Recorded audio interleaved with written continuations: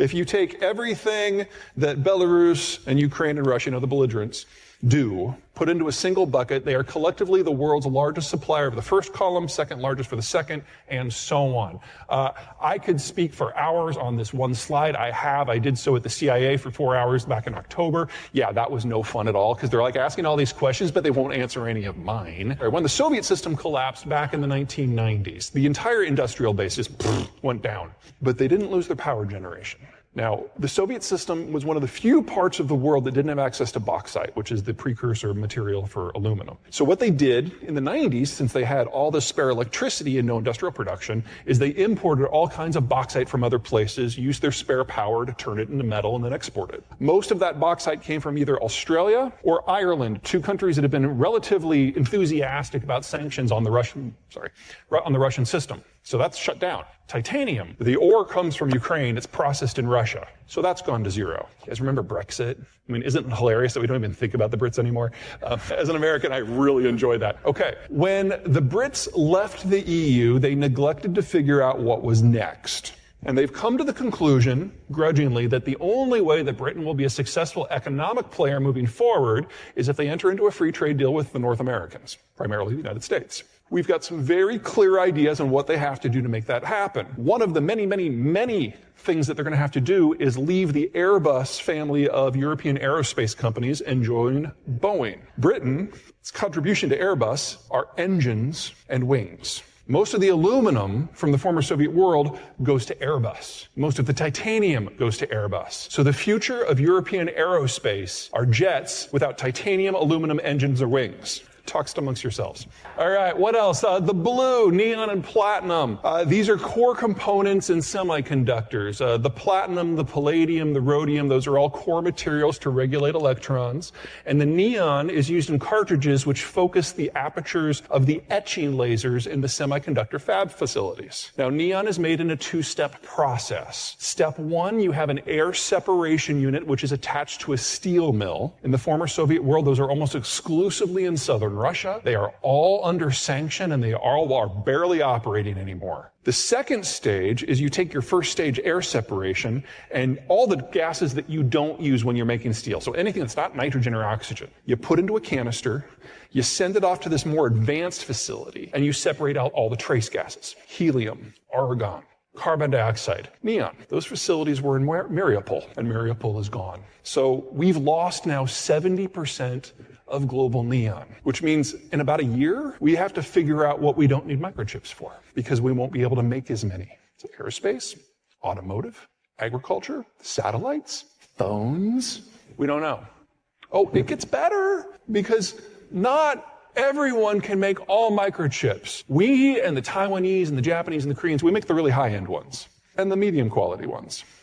But the bargain basement ones, the ones that are like in your smart pen, those all come from China. Guess where the other 30% of global neon comes from? China. So the one type of chip I would argue that we can get just fine without, maybe the only ones that we're going to have. And the technical economic term for a situation like this where you've got a disconnect between supply and demand because of security reasons, it's roughly fuck. Okay, the brown.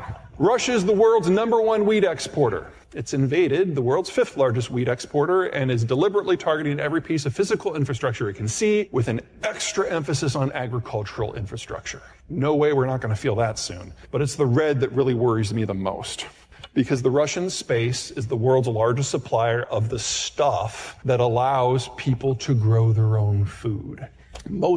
Of most concern, 40% of global potash comes from Russia and Belarus. Now, the story varies greatly based on which specific nutrient or combination you're looking at. But somewhere between 20% and 40% of all of them have been reduced out of the Russian space. One of the weird little things about Russia is most of their petrochemical facilities were built in the 60s under Khrushchev. And the only reason they're still operating is you've had a lot of Western technology and Western investment and Western workers basically applying a lot of high-end duct tape to keep it all working. And they are now all gone. And we are already seeing industrial accidents in Russian industry that are so big, not that we can see them from orbit, we can detect them from orbit. What we're looking at here is a pipeline map. Specifically, we are looking at the green pipes.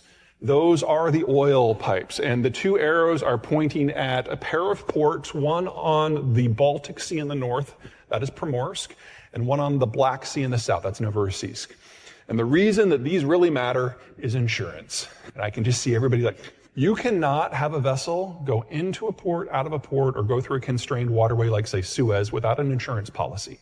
And as of the first of the year, the Europeans said, no ship can get one of their policies. That's 90% of global coverage. In addition, the global reinsurance companies, those are firms that insure insurance companies, without sanctions in play again, just said, we're never touching another Russian vessel again. Now, you're going to see in the news things about the price cap. That's all wrapped up into this. And everyone talks about the price cap because, ooh, sexy, they can only get like $40, whatever. It's the insurance that really matters. And it's already gone. So we have seen in just the last week and a half, exports out of the Russian space drop by about 1.5 million barrels a day. Things get really fast because this isn't Texas. In Texas, if for whatever reason the ports can't get rid of the crude, they just shut in the well. They don't like to do it, but they can do it. But in Russia, if you shut in a well in the permafrost, which is where most of this stuff comes from, it freezes solid. And the water that comes up as a byproduct turns into ice, and when water, we're in Louisiana, you're like, what? What's ice?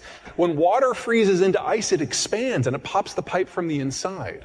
Now, they've got about 1.5 million barrels a day that's further west that's not on the permafrost. That they can turn on and off. Any more than that, they're cutting into the permafrost wells. And the last time the permafrost wells went offline, it was 1989. The Soviet system collapsed and they lost the entire network. And it took them 30 years to repair the damage. It's not quite right. It took Western techs 30 years to repair the damage, and the Western techs are gone. So we can very easily see a scenario where 2 to 4 million barrels a day of Siberian crude goes offline and does not come back for decades. And energy is not a normal product. You know, if you can't get wheat, you can eat corn. If you can't get corn, you can eat soy, whatever.